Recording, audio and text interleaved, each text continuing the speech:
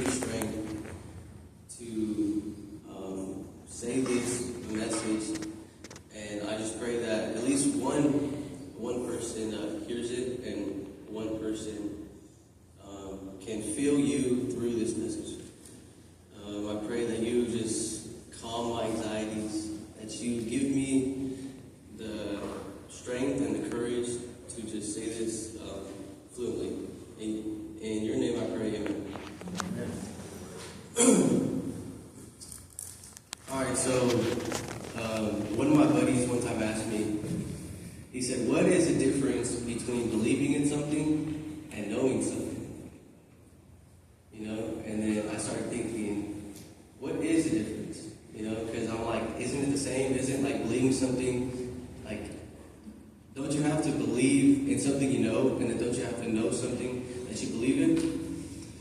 And then I started just thinking more and more and more, and then I'm like, no, like there has to be a difference, right? There has to be something different from believing and knowing.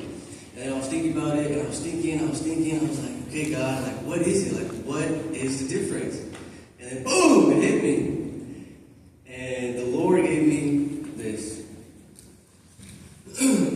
So I was born in a Catholic household, you know. So because I was born in a Catholic household, I grew up going to a Catholic school, kindergarten through 8th grade. And because of that, I knew about God, I knew about Jesus, and I knew about the Holy Spirit. Because in my school, they would teach me, you know, about God, about Jesus, and about the Holy Spirit. And they would teach me about the stories.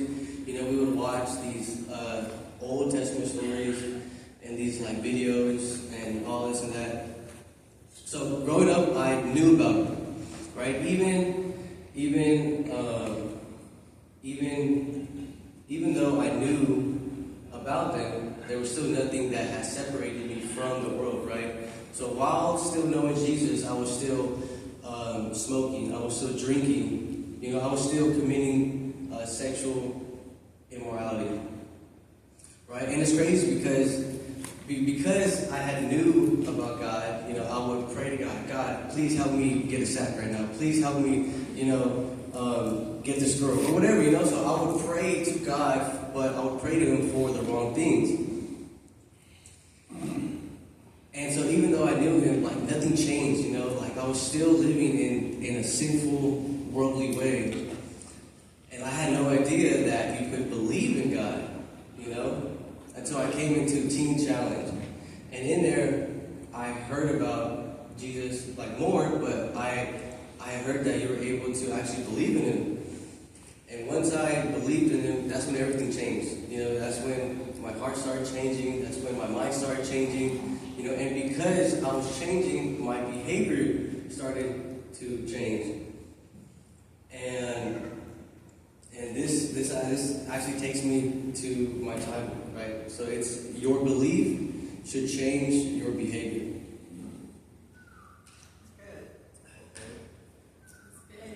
Okay.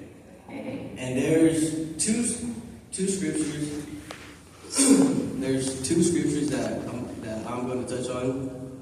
Romans 10:9. You know, you guys all know this one. Because if you confess with your mouth that Jesus is Lord and believe in your heart that God raised Him from the dead, you will be saved.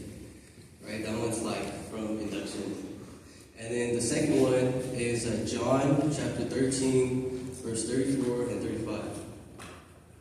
A new commandment I give to you, that you love one another just as I have loved you. You also are to love one another. By this, all people will know that you are my disciples. If you have love for one another. Okay, so let's look at the first verse, Romans 10:9. Because if you confess with your mouth that Jesus is Lord and believe in your heart that God raised Him from the dead, you will be saved. Right? So in this scripture, there's actually 4 questions that I found. You know, 3 of these questions I saw on a commentary. 1 I just came up with. And those questions are who, how, what, and why. Right? Who do we believe in? How do do we believe, what do we believe in, and why do we believe, right? So, my first question is, who do we believe in, right? Jesus. Jesus. It says, if you confess with your mouth that Jesus is Lord, right? So you have to believe in Jesus Christ, our Lord, who is the visible image of our invisible God, right? And then the second question, how do you believe, right? It says right here, believe in your heart, right? And we believe in our heart because that's how God looks at us. God looks at us in our heart,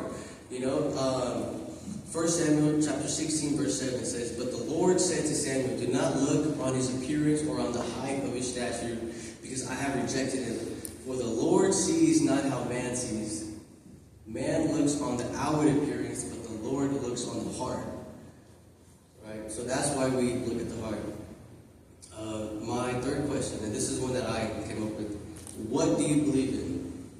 And it's simple. You believe in the supernatural miracle that took place, that God rose Jesus from the dead, right? That's like the key thing right there, right?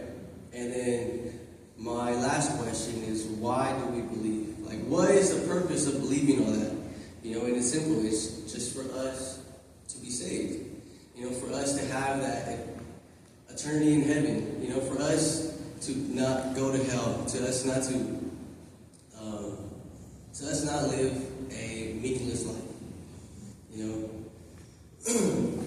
And because we truly believe in our hearts, we're saved. We have now been adopted into God's family. We are His children. We are a new creation. 2 Corinthians chapter 5, verse 17 says, "Therefore, if anyone is in Christ, he is a new creation. The old has passed away; behold, the new has come." And now that we are a new creation, we have a new identity, and that identity is in Christ, and it's being a child of God, right? And you want to know what happens when you own up to your identity? Your behavior starts to change. Your behavior should change. James Clear says this: "The root of behavior change and building better habits is your identity.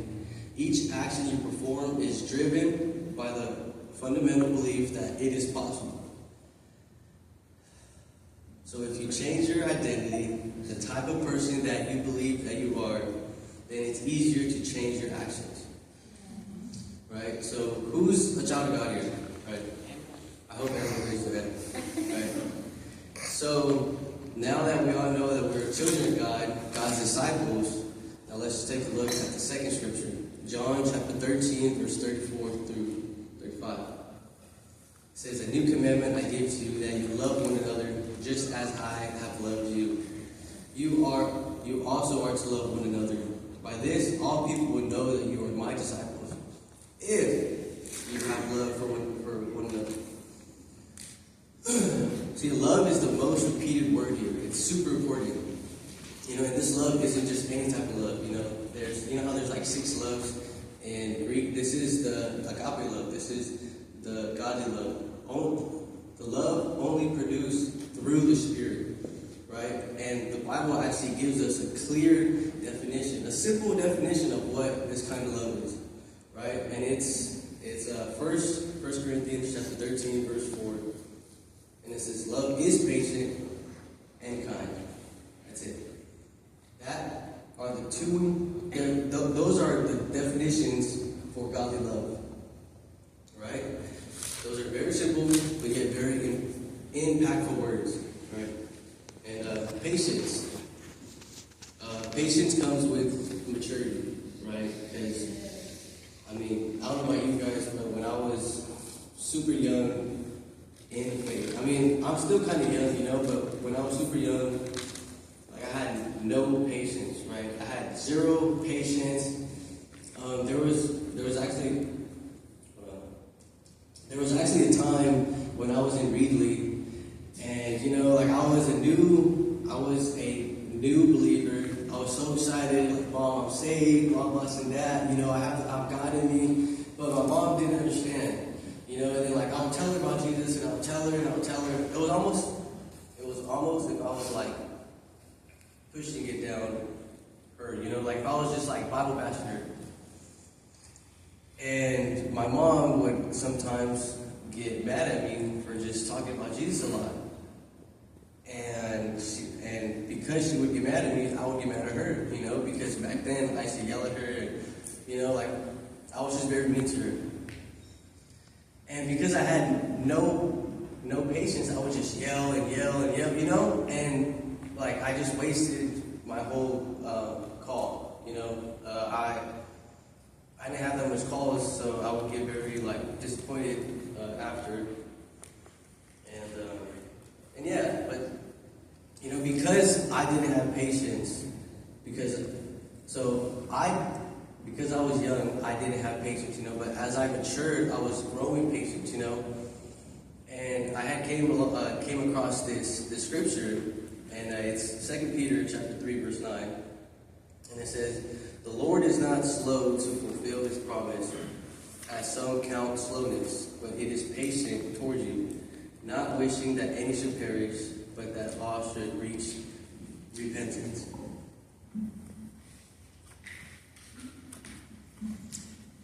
So I was thinking about that.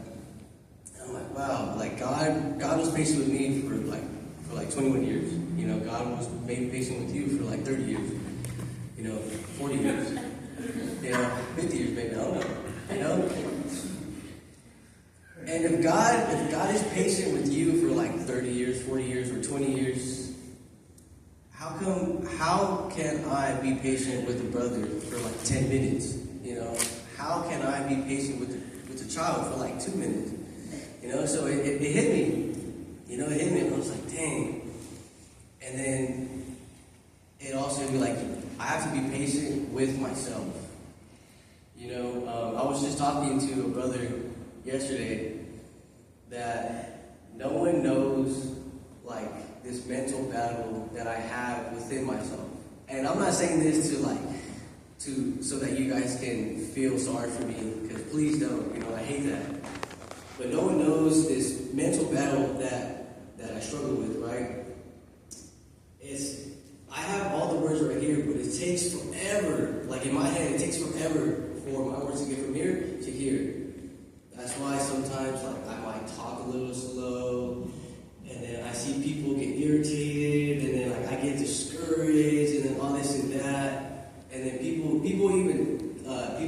sometimes will tell me that, bro, you talk really slow, and then inside I'm like, dang, bro, that hurt, because no one knows the actual battle that I have, and but then I'm like, you know what, it's alright, I'm patient with myself. It took 2 years for me to even get to where I'm at, even now, I still think that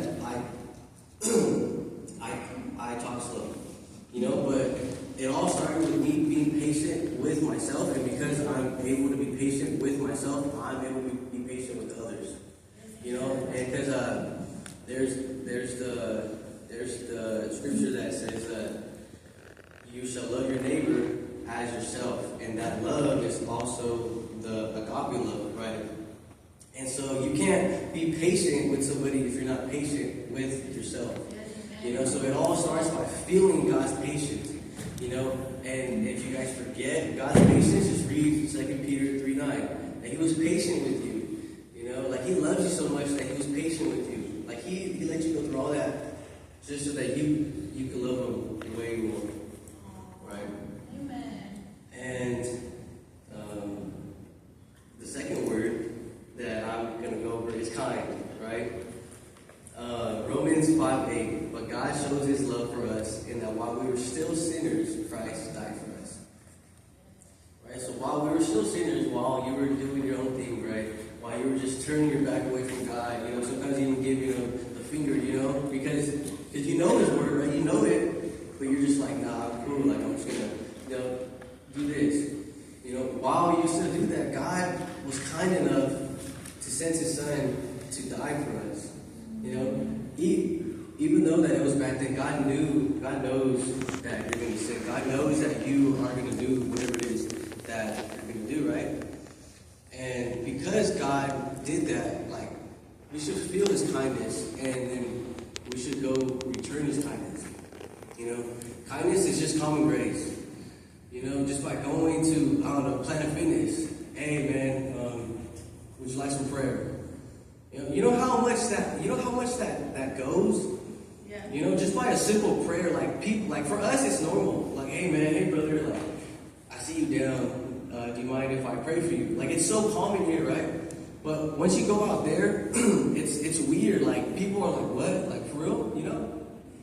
But doing that, it's so amazing to just see them feel God's love. You know, because by you expressing God's kindness, something happens maybe in the spirit world. I have no idea, but something happens in there, and then they feel God's love, you know, and then by that they start crying. They start, I don't know, maybe remembering His love. I have no idea, right?